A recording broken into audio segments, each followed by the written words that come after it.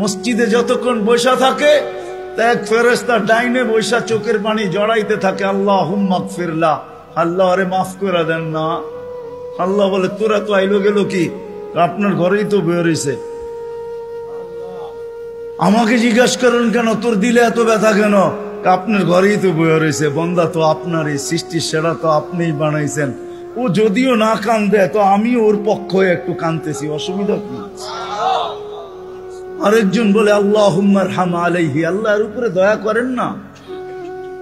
আপনার ঘরে বসে রইল, তারপরে যদি দয়া না করেন তো বাজারে গেলে করবেন, ওটা তো দয়ার জায়গাই না।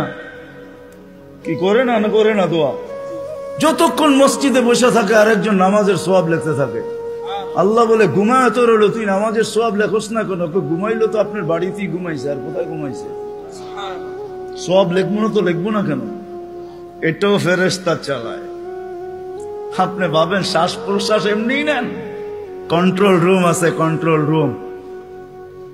হ্যাঁ, হাবায়েক ফি আখবারিল মালায়েক কিতাবে আছে, জালালউদ্দিন সুয়ুতি রহমাতুল্লাহ আলাইহি লেখা।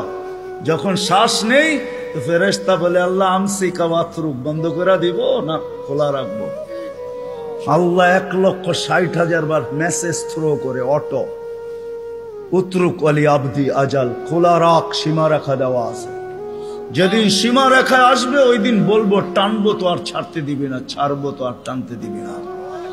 বিনা দ্বিধায় 1,60,000 বার শ্বাস প্রশ্বাস নিতেছি। আসেন একটু ভাবি। সুর তো আমার কাছে নাই যে আমি আপনাদেরকে পাগল করব।